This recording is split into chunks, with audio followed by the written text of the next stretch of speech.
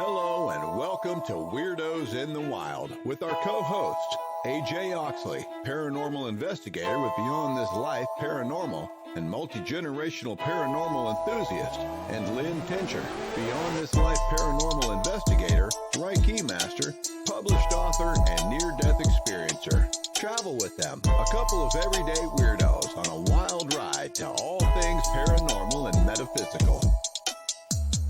Coming up on Weirdos in the Wild, AJ and Lynn have a howling good time discussing the Dogman, also known as the man animal. Stay tuned. Hydra Publications is your one-stop for the best in genre fiction. Secrets and Blood is the debut horror novel from Dewey Hensley. Evangeline Grace, the sheriff in a small town, eastern Kentucky coal mining county, longs to start a new life in another place. However, present and past evils conspire to jeopardize her plans and end the lives of those she loves, including her brother Sheldon, whom she promised to protect. Drugs, feuds, and her beliefs stand in the way of identifying the notorious Highlander in time to live her dream. However, menace reaches from Madison County's past.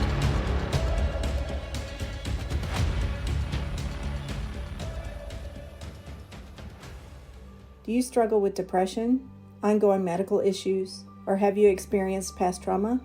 If you have, please consider the help of energetic healing. At Dragonfly Pond Holistic Services, we utilize Karuna Reiki, crystals to align and heal chakra function, meditation, and sound healing to address these issues and help you in your healing process. To learn more about energetic healing and how to contact us, visit our website at dragonflypondenergy.com. For those who call in to schedule an appointment, mention this ad and receive $25 off your initial visit. Hey everybody, welcome back to the latest episode of Weirdos in the Wild. I'm AJ. And I'm Lynn. And tonight we are going to talk about, well, one of my favorite cryptids. We're going to talk about, not Bigfoot, that is my favorite. My second favorite. We're going to talk about Dogman. And the reason we're going to talk about Dogman is because Dogman scares the crap out of me. He's the cryptid I don't want to run into. Yeah, I can understand that one, especially after looking at some of these pictures. So, we're going to jump into it. First of all, thank you for letting us have a week off because we're going to talk about what we've been up to and been really busy so we can get some more content. And that's coming soon. So other than that, we're going to jump into it here and talk about the Dogman. Lynn, you want to give us a little bit of what you found about the history of the Dogman? You want to start out that way? Sure. For those who are curious and wanting to know what a Dogman is, it's pretty much exactly what it says, a dog man. It's an alleged cryptid or mythological creature that's part dog and part man.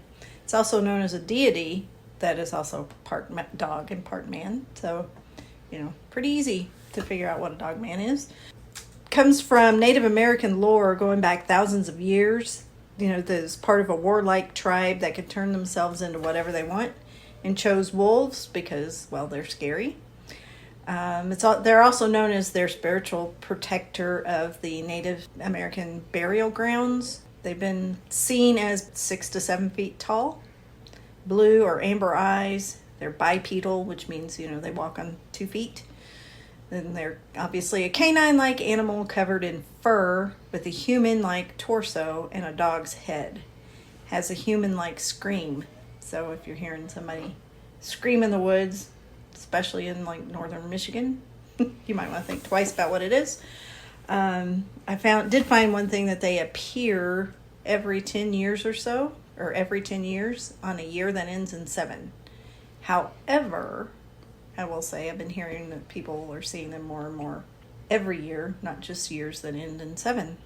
Yeah, they even go back further, and you and I talked about this a little bit earlier, and we talked about them in Egyptian times with the god Anubis, which is, in Egyptian times there was a lot of different man, dog, cat, different types of creatures. Hybrid things? Yes. Yeah. The Sphinx is part man, part cat, right? Right. It's probably the most famous. Anubis is the dog-like creature that is in a lot of Egyptian hieroglyphics. And it has what we would think of as a canine head, and then a complete body of a man or a woman. And the belief is that god, when a person in Egypt passed away, that god took them to the other side and led them into death. So kind of like the Grim Reaper. Kind of, yes. Kind of. Or almost maybe a protect. You could think of it maybe as a protector taking them to the other side as well. Maybe. But that was another one that's in history. And I did come up with a lot of the Native Americans, some of the Native Americans believe that they are also the skinwalkers. Mm-hmm. And I know that's something you're into, is skinwalkers. Yeah, skinwalker ranches. But that's more about UFOs. But yeah, skinwalkers are an interesting Yes, and thing. Shapeshifters. Yes. But that's another topic for another day. Shift. If I can say it, we'll leave that in because that's going to be funny because she's going to laugh at me. Shape shifters. And okay. And skinwalkers. Shape shifters and skinwalkers. Say that one quick. Okay. But they're also different. I found out doing some more research on this that there are like different types of dogmen, and kind of through history they've been different types, where you have almost what you think of as a dog type of creature, something that's on all fours. But then you also have the thing that is almost more man-like. There's even some of these creatures that they say have the body of what we think of as a Sasquatch or Bigfoot with a dog's head. Yeah, now that's not scary. That I wouldn't want to run into for sure. That's not scary in the woods, is it? Bigfoot dog. Yeah, so talk about some of these creatures, and I think most of y'all that have listened to us before know that we're in Kentucky, and these creatures are here in Kentucky. There's no doubt about that. We actually have one here that we call the beast of the LBL, which is the land between the lakes. It's a bipedal one, and it almost has this Sasquatch type body with the dog head. People say it's 7 foot tall. Some of the other ones, the Michigan Dogman or the Beast of Bray Road, which we'll talk about later, being a 10 foot tall beast.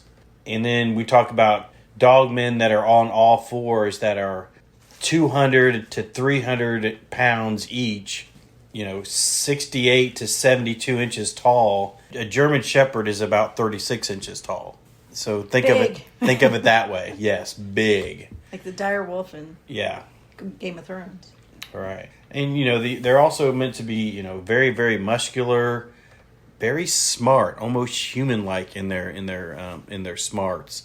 But instead of having, one of the things that I've found, and we're going to talk about later, one of these encounters in Kentucky, is their hands. Their hands are almost human-like, but are also known to have everybody says they have very, very long fingers with very, very long claws on them. And they've also almost been explained to people like almost like a raccoon's type of hand, where they can use it like that, like a raccoon can use its hand. Wow. We're going to get into a couple of the more famous sightings and cryptid beasts, with two of the most famous. First, we want to talk about and say thank you to our sponsors. Yes, we'd like to thank Hydra Publications and Dragonfly Pond Holistic Services. They've been sponsoring us since day one. We want to make sure that we give them a shout out. So why don't you tell us about the Michigan Dogman, which is kind of one of the more famous cases of Dogman. And Michigan seems to be a hot spot for people seeing this creature. Right, especially if you're in the northern lower peninsula area. But this one goes back to 1887 in Wexford County, Michigan. It's the Michigan Dogman. Like I said, it's seen primarily in northwestern Lower Peninsula. Two lumberjacks saw it and described it as the 6 to 7 foot tall, the blue and amber eyes, walking on two legs, canine type thing with the fur and the human torso and all the stuff I mentioned earlier. That's not, like you said, that's not the only sighting in Michigan. There was one in 1937 in Paris, Michigan. A man named Robert Fortney said that he was attacked by a pack of dogs, but one of the 5 dogs walked on 2 legs. Authorities investigated both of these, and in both instances they only found large dog tracks. But it is said that they could have been a wolf or a hybrid wolf that maybe had an injured leg or was missing a forearm or something which would cause it to walk on its hind legs. So that's a possibility. Hydra Publications is your one-stop for the best in genre fiction. Secrets and Blood is the debut horror novel from Dewey Hensley. Evangeline Grace, the sheriff in a small town, eastern Kentucky coal mining county, longs to start a new life in another place. However, present and past evils conspire to jeopardize her plans and end the lives of those she loves, including her brother Sheldon, whom she promised to protect. Drugs, feuds, and her beliefs stand in the way of identifying the notorious Highlander in time to live her dream. However, menace reaches from Madison County's past.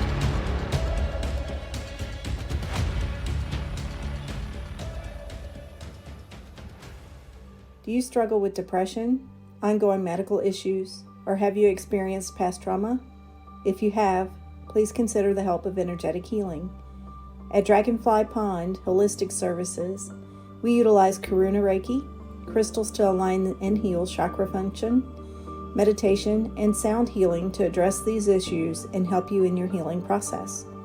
To learn more about energetic healing and how to contact us, visit our website at dragonflypondenergy.com. For those who call in to schedule an appointment, mention this ad and receive $25 off your initial visit.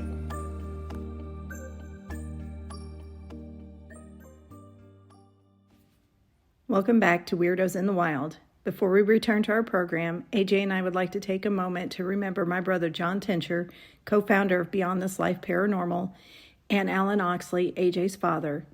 Both passed away just before we recorded our first episode. Each and every episode going forward, from this one on, will be in remembrance of them. Thank you.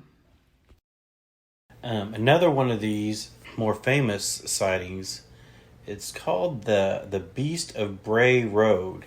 It was given a name because it was a wolf-like creature that was allegedly reported to have been witnessed near the city of Elkhorn in Wisconsin.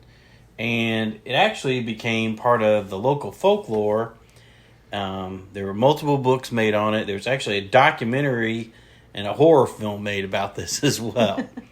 So I think part of it is real. I think part of it may be just about the folklore. It's named for a rural farm road where supposedly these sightings happened, and a lot of these sightings happened in the 1980s and the 1990s.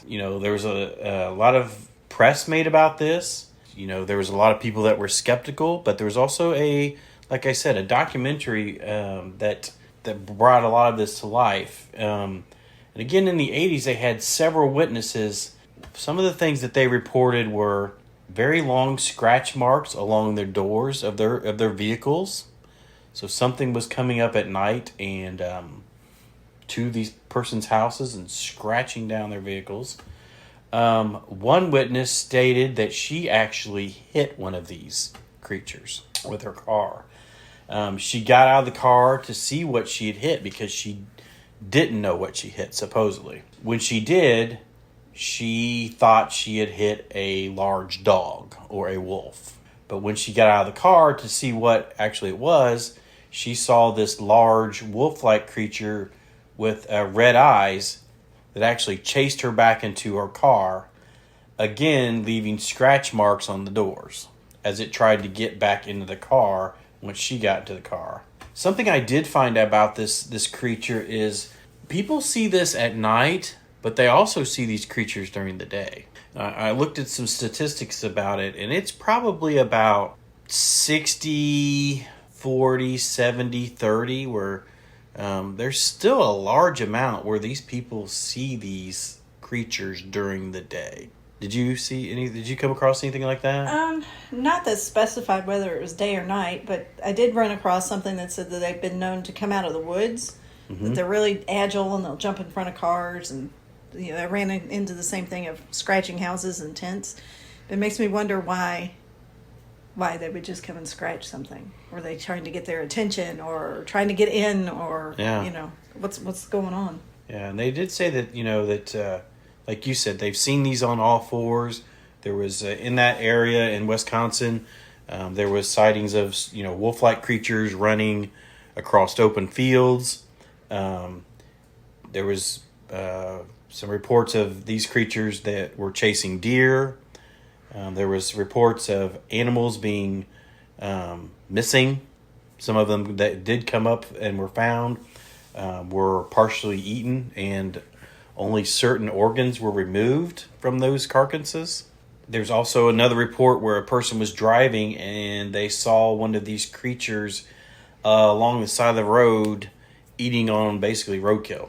Ugh. And then supposedly as they approached with their car, it took off and into the woods. So and it was that one. There's a lot of that was going on there in that part of Wisconsin for quite a while. So that one became very famous, and because of, again, the movies that came along with it. There's a couple of really famous sightings that have happened in Kentucky as well, on either side of the state. For those of you who are listening, the eastern part of Kentucky is mountains. The western part of Kentucky is very flat and a lot of farmland. Very different types of topography. But there are strange things that happen in both of these parts of the state. Just not Dogman, but lots of other cryptids, lots of paranormal activity in general. I was listening to a podcast. Well, actually, this came from the same podcast. The Confessionals, the ones I've talked about before. Both of these gentlemen were on there. So both of these encounters were on the Confessionals podcast.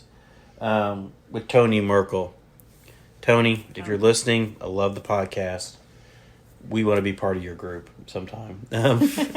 We've added you as friend on Facebook, just in case. You've talked about having your little group of people around Tennessee. Well, we can be in that little group of crazy people and paranormal people. But anyway, there's two, and Tony's actually done a movie on one of them. I think he's doing a movie on this other case, but both of these are pretty famous, and these folks have, I think, been on some other podcasts as well. Again, strange stuff that happens in Kentucky. The first one was a crazy account of a guy that was in Appalachia in eastern Kentucky, and he was raccoon hunting, using dogs as raccoon hunting. For those of you who are not familiar, basically, you run your dogs. The dogs get on the scent of a raccoon, chase the raccoon up a tree. Right. Nothing out of the ordinary in Kentucky. That's where the coon hounds. Right. That's what they're for. Right. So, this kid was, I believe he was 15 at the time, if I remember correctly, was hunting with his grandfather, and they were back an old logging type of road, 6 miles away from a trailhead. There was nobody else in that area. I mean, they were in the Daniel Boone National Forest. And if anybody's familiar with that area, it is old growth forest. It's not like it's been timbered, whatever you want to call it, harvested. I used to live in the middle of that one too. It's old growth forest, and it's thick. They were running dogs, and the dogs had treed a raccoon. The grandfather stayed in the truck. The kid, who was 15, went after the dogs, because if you've ever been around this, the dogs, when they start, there's a certain bark they have, and then you know that they've treated a raccoon. So he got out of the truck to go get him, and all at once, they heard coyotes. Well, the coyotes were coming in. Well, the coyotes were looking for a free meal, obviously. Mm-hmm. They knew the dogs had something treed, and they were looking for a free meal. Well, the way he explained it, as he got closer to the tree, he could hear the coyotes fighting with his dogs. He hurried up to get there, and when he got there, basically his main raccoon dog had taken care of business and basically scared off all the coyotes. He thought what he heard was his other dog behind another big tree, and when he went around that big tree, he encountered a Dogman. The Dogman had a coyote in his mouth. Oh.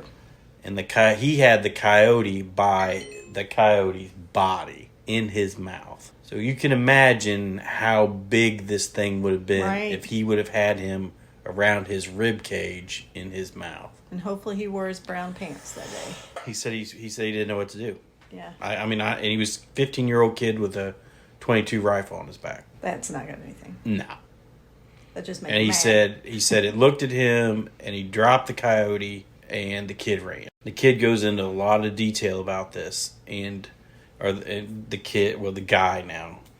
And to listen to this guy, there is no doubt in my mind what he encountered that day. And what he encountered was gigantic, enormous. It pursued him on all fours and on two legs.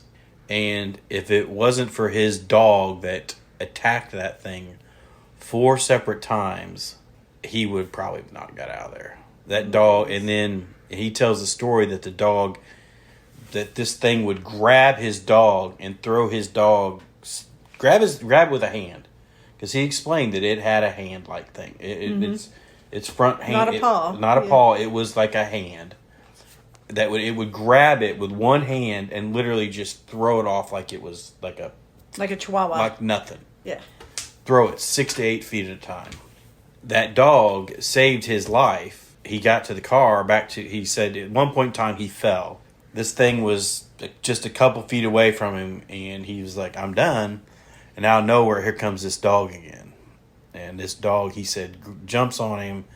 And he said he heard bones break. So he said that's when he knew that the dog broke something on this beast. Mm-hmm.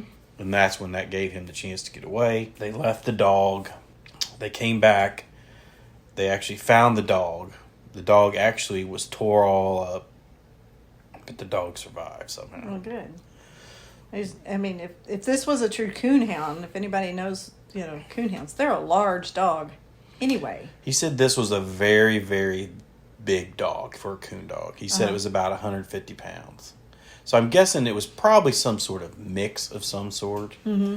But, I mean, the way he told this story, and he's told this story before on other podcasts as well that I've heard, it is the same story. He does not change his story. Mm-hmm. And you can hear it in his voice. You can tell when somebody's... If you know, you know, as we like to say here. If you know, you know. You had to get it in. And you know when somebody's telling you the truth and when they're not. And this was an amazing story. The other one is about the land between the lakes beast. This one, when I heard this one, this is the one that scared the crap out of me. 2 guys, 2 hunters, 2 police officers. 2 guys that are hunted together forever. Turkey hunting in Land Between the Lakes. If y'all don't know where Land Between the Lakes is, it's in western Kentucky, western Tennessee. Part of it's in Kentucky, part of it's in Tennessee. This happened in Tennessee. It's down in the little skinny part of Kentucky. Yep. And this happened in Tennessee. Weird stuff happens down there. That's the other end of the state where the weird stuff happens. Weird stuff happens down there. So these 2 gentlemen hunted together forever. Police officers, highly trained police officers, guys that's their job is to pay attention to detail. Came across a guy that was, they said during the day, that was camping by himself, doing the same thing they were, doing a little bit of hunting. Didn't think much about it, talked to him a little bit, went on. Later on that day, basically as they were hunting and stuff, they were paced out, Man Between the Lakes, paced out. Something was following them. Okay. And basically, what was following them was multiple dogmen. And basically, they were chased to their truck. and this is what scares the crap out of me, is once they got to their truck, jump in the truck, turn the lights on, there's 3 Bigfoot standing there. Wow. So 3 Bigfoot. Bigfoot and Dogman together. That's now a there's nightmare. a whole lot. Now I know there's a whole lot I am not putting in. Listen to Tony's.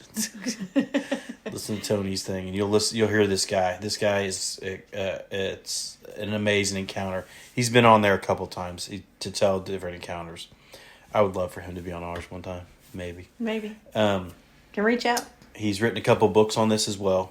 But the whole thing of this, of seeing Dogman and Bigfoot together, and there was even theories that maybe the Bigfoot and the Dogmen worked together.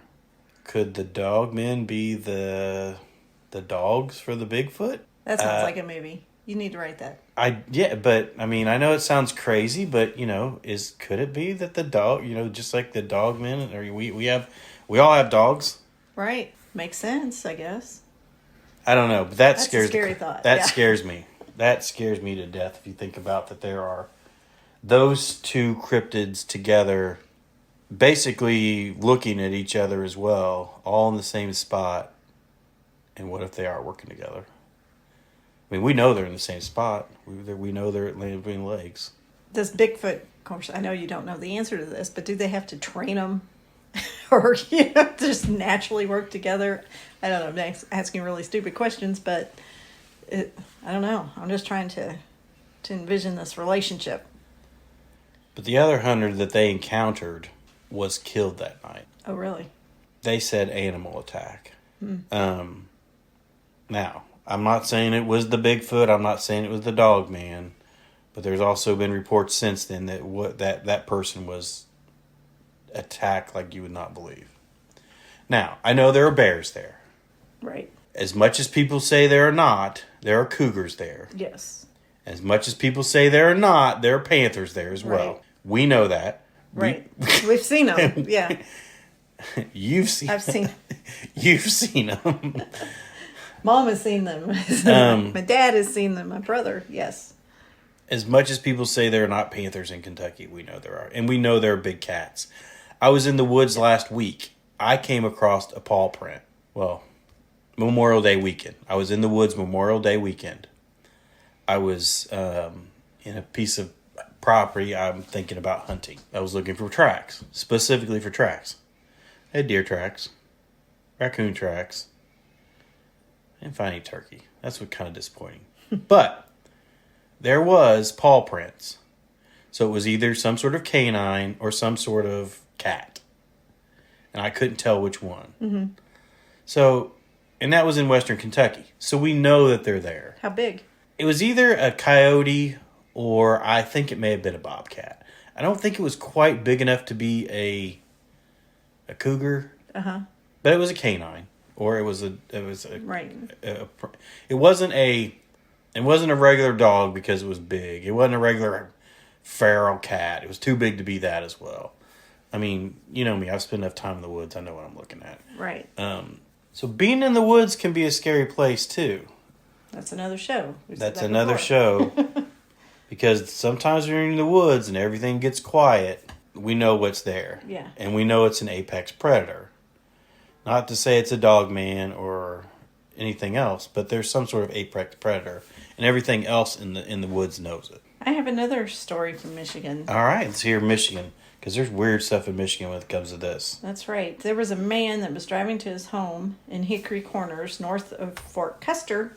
He saw a 6 to 7 foot tall man animal, he called it, standing on its hind legs. Man animal. Man animal. I like that. Standing on his hind legs. As he came toward it, it crouched down and then dragged himself, commando style, which I'm assuming is on their stomach, into a field. And he said it looked like, when it was on the side of the road, he said it looked like a large man laying dead, except for that it had fur, and it was abnormally lanky with sloth-like arms. So can you imagine sloth-like arms with those long fingers and... And it was crawling? It was crawling on its stomach, commando style. Is that what they do when they're like crawling under ropes and all that? Naked. Huh? I was thinking naked. Naked Commando style. Yeah, that works. Have you? Because I think there's this kind of crossover that some people see a Bigfoot, some people see a Dogman. Mm-hmm. Have you ever heard that where they say Bigfoots are known to get down on all fours and move like a spider? No, that would creep me out. Oh Yeah. my gosh. Yeah. No thanks. No thanks. Yeah, that's something that's been reported several times. Well, I did run across something else too, that they're not just here. That there was a man reported seeing one in Australia, in the outback. Said that he was kayaking on a river and heard something in the woods, and he could hear it like in his mind. You know how we talked about Bigfoot being able to do mind speak, Uh-huh. and it was telling him, says, "Go now or you'll die." So he starts paddling down the river, but he said as this thing came alongside the river from him, that every stroke, you know how you get a good paddle going and you can cover some ground or some water in that stroke, it was like a stride of this creature. It was so big. Oh, it's pacing them out. Yeah. Just like like we talked earlier, it's pacing them out. So that would be kind of creepy too. So Well, they are seen all over the world because you said Australia. I saw Sweden, Switzerland, England. They're werewolves in England. They're just werewolves. they're in London. Of course, I knew that was coming. Couldn't let you down. Oh. But I also came across some interesting stuff about where people believe these things came from as well. Some people believe that the government created. Of course. I don't mean to laugh, but that's kind of a conspiracy theory that I just don't believe in whatsoever. Again, that's the whole conspiracy theory that they were created in a lab and they escaped. We'll leave that one there. A natural creature. Some people just believe they are natural. There's something there. They're a wolf or a type of creature that has evolved into this giant, beast of a predator, and somehow have learned to walk on two legs. Maybe. The Nephilim. The what? The Nephilim. Nephilim. Yes. You know what the Nephilim is? There's I've a belief never that... heard of a Nephilim. Okay. So, according to the Bible, the Nephilim are the offspring of the sons of God, who are described as celestial beings. The sons of God can be better understood as angels, or rather fallen angels. There's a lot of belief that people believe Bigfoots are Nephilims. Sorry, I'm more into this, I know. I was kind of disappointed you didn't know what a Nephilim was. I didn't know what a Nephilim was. Okay, their job was to serve as watchers of humanity, but instead chose to have sexual relations with human women. Their angel/human offsprings were the giants described in the Bible. That's another episode coming up. We're going to talk about giants because it fascinates me as well. So, they believe that these are part of the Nephilim. There's actually a passage in the Bible that talks about this. So, yeah, that's what some people believe, that there are... there's actually several. Now, I'm looking at this here. But they believe that a lot of people believe that the Sasquatch and the Dogman meet the criteria of a Nephilim or a fallen angel. So that they are some sort of, which I guess you would mean that they were a species that was created and is still here and was just created by God. So does that mean they're inherently evil if they're a fallen angel? Kind of going back to our demon episode? I don't know. This one I'm going to have to do a little bit more work on. So everyone stay tuned. We'll have to do an episode on Nephilims. Nephilims, yes, because I hear this a lot in the Bigfoot community. A lot of people believe this, so we'll put that on the back burner for a little bit, and we'll do an episode on the Nephilim and giants. So sounds good to me. The weirder, the better, right? All about it. There are a lot of people that it seems like right now the Dogman is almost the hot topic when it comes to these cryptids, and there's a lot more sightings recently. I don't know really what that means, but as you listen to some of these experts, they do see that they've had this increase in them. I don't know what that's about. It's the same with Bigfoot, increasing that too, because I saw something, I don't know how true the post was, because it's on the internet. Can you believe everything on the interweb? On the internets? Yeah. But it had a map of the United States that was showing all the Bigfoot sightings, and it was like pretty much everywhere solid except for the central United States where it's desert. It was I guess the Great Plains, so maybe it's not a good place because they can't go hide, or there's no water or whatever. But it was crazy. One of the things I wish I had left it here on as I point to my computer, like everyone can see it. I found a map earlier that had like the listing of where these Dogman sightings were. It really was kind of spread out all over the United States, but there was like some strange almost gaps where there wasn't any. Like North Dakota, South Dakota, what would that be? Montana, Idaho, kind of in that area. There was, kind of the north central, very north central. Yeah. Florida, there was nothing. Which was just a big sand dune, so. Well, there's, Florida has they have the swamp skunk ape or whatever. Skunk ape, that's it. Swamp ape, skunk ape, yeah. It stinks, whatever it is. That's it. I thought that was kind of interesting that Florida, because we know strange stuff happens in Florida. We've all seen the Florida Man videos. The Florida Man animal.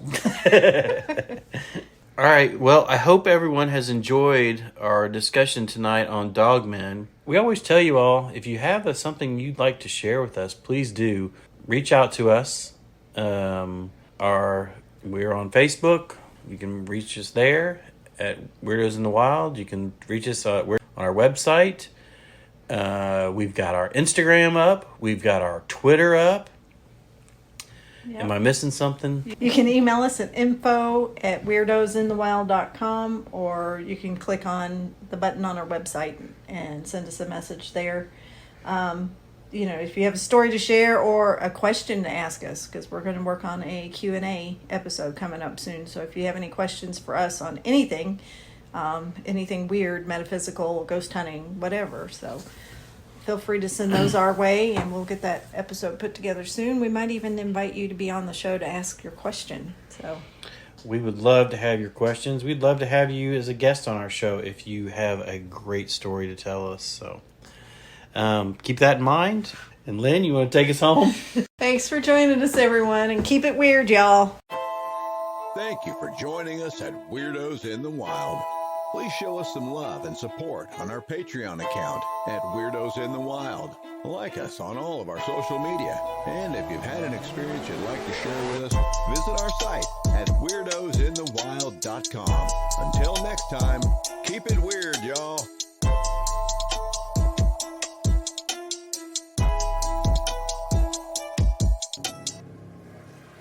Hydra Publications is your one stop for the best in genre fiction. Secrets and Blood is the debut horror novel from Dewey Hensley. Evangeline Grace, the sheriff in a small town, eastern Kentucky coal mining county, longs to start a new life in another place. However, present and past evils conspire to jeopardize her plans and end the lives of those she loves, including her brother Sheldon, whom she promised to protect. Drugs, feuds, and her beliefs stand in the way of identifying the notorious Highlander in time to live her dream. However, menace reaches from Madison County's past.